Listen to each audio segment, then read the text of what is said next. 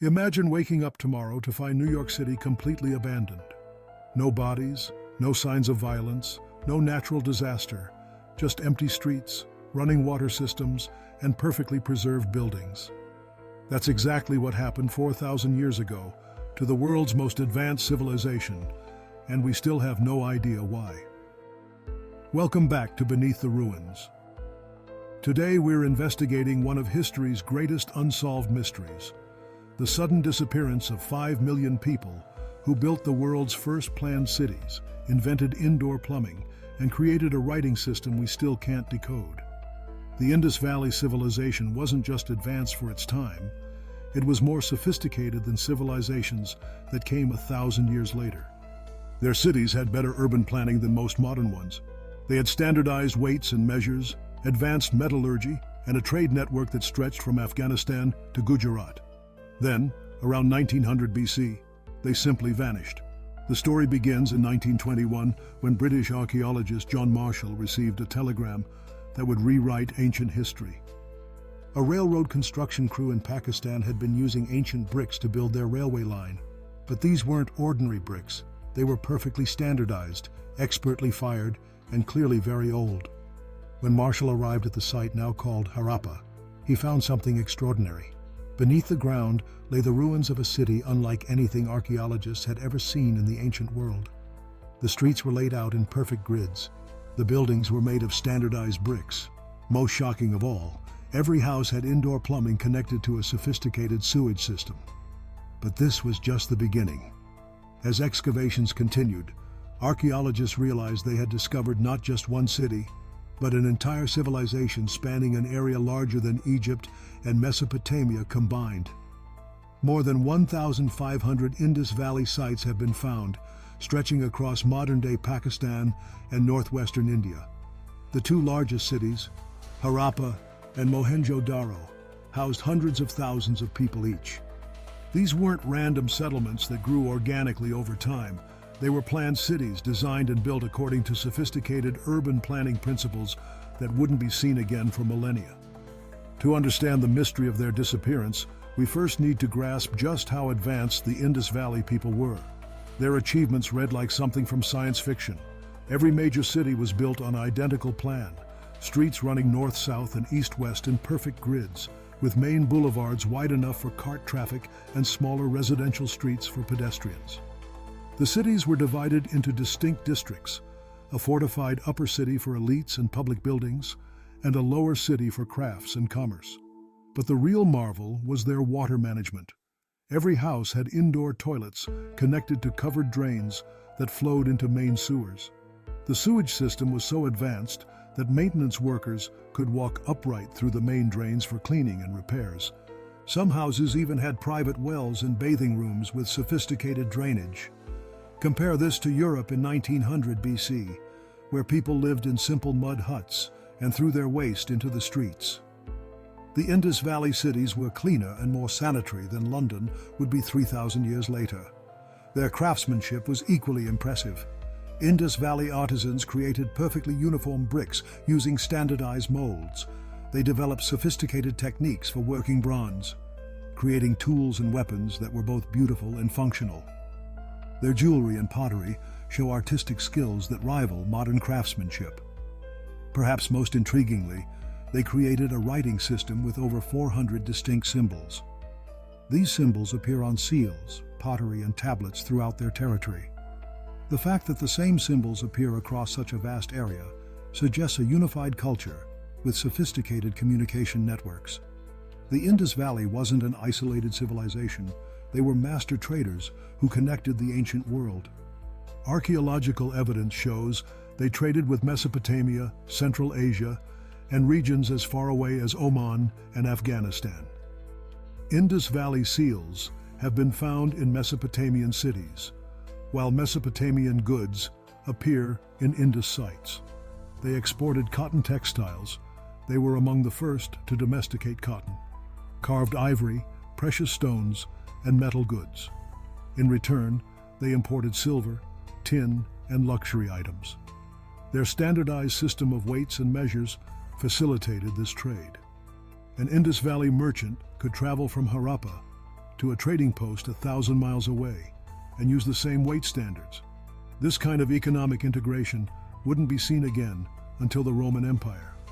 The scale of their maritime trade is staggering. They built sophisticated docks and harbors, including the massive port of Lothal, with its ingenious tidal dock system that could accommodate large seagoing vessels. Their ships sailed the Arabian Sea and Persian Gulf, establishing trade routes that would be used for millennia. But here's where the mystery becomes truly baffling. Despite their obvious sophistication, the Indus Valley people left behind no obvious religious monuments, no palaces, no statues of kings or gods. There are no signs of a ruling elite or military class. Most ancient civilizations built temples, pyramids, ziggurats, massive structures designed to show the power of gods and kings. The Indus Valley cities have nothing like this. The largest buildings appear to be public baths and granaries. Power seems to have been distributed rather than concentrated. Even more puzzling, there's virtually no evidence of warfare. No weapons of war, no fortifications, no artistic depictions of battles or conquest. In a world where every other civilization was constantly fighting, the Indus Valley people seem to have lived in peace for over 1,000 years. This peaceful nature makes their disappearance even more mysterious. If they weren't conquered by enemies or destroyed by internal conflict, what happened to them? Around 1900 BC, something catastrophic happened. The great cities began to empty. Construction projects were abandoned mid-build. Trade networks collapsed. The sophisticated urban centers that had thrived for centuries were gradually abandoned. But this wasn't a sudden apocalypse. The archaeological evidence suggests a slow decline over several centuries. The quality of pottery and metalwork decreased. Houses were subdivided into smaller units. The careful urban planning gave way to haphazard construction. The most haunting evidence comes from the final layers of occupation.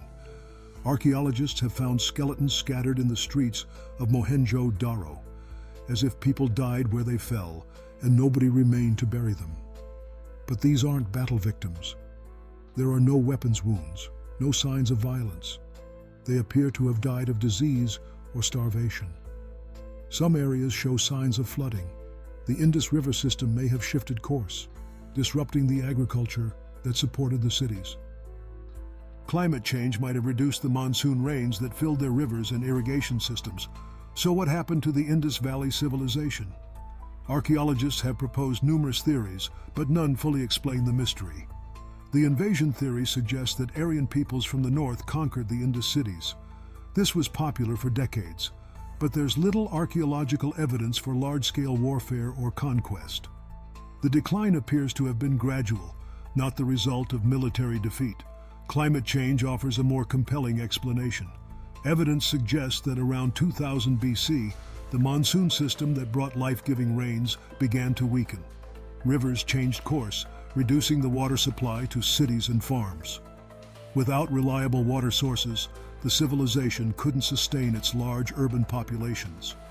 The river shift theory focuses on the Indus River itself. Geological evidence suggests the river changed course multiple times during this period, potentially cutting off water supplies to major cities. When your entire civilization depends on river water for drinking, irrigation, and sewage, losing that water source would be catastrophic. Disease might have played a role. The final skeletons found in Mohenjo-daro show possible signs of malnutrition and disease. A pandemic could have decimated the population, especially if combined with other stresses like climate change or economic disruption. Economic collapse is another possibility. The Indus Valley's prosperity depended on long-distance trade. If trade routes were disrupted by political instability in Mesopotamia or environmental changes, the economic foundation of their civilization might have crumbled.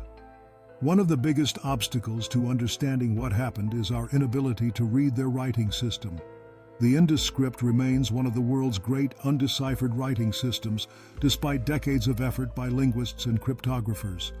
The script appears on over 4,000 artifacts, but most inscriptions are frustratingly short, typically just 3-4 symbols. There's no Rosetta Stone to provide a translation key. We don't even know what language they spoke, making decipherment extremely difficult. Some scholars argue It's not even a true writing system, but rather a collection of symbols used for trade and identification.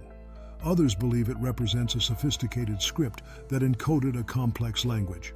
If we could decode it, we might finally understand what happened to these mysterious people. Computer analysis has revealed patterns in the script that suggest it follows linguistic rules. But without longer texts or bilingual inscriptions, progress has been limited.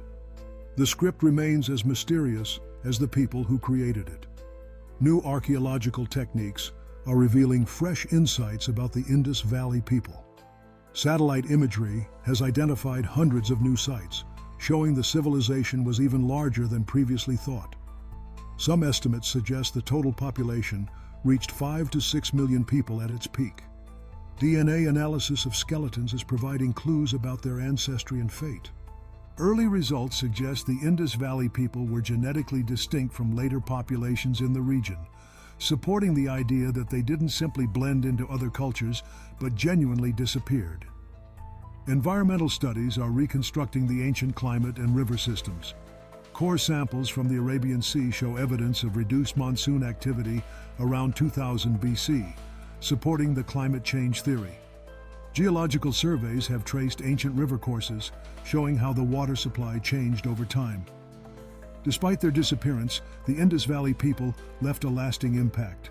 Many of their innovations, urban planning, sanitation systems, standardized measurements, were revolutionary for their time and influenced later civilizations. Some elements of their culture may have survived in Indian traditions. The emphasis on ritual bathing, certain religious symbols, and even some artistic motifs might trace back to the Indus Valley.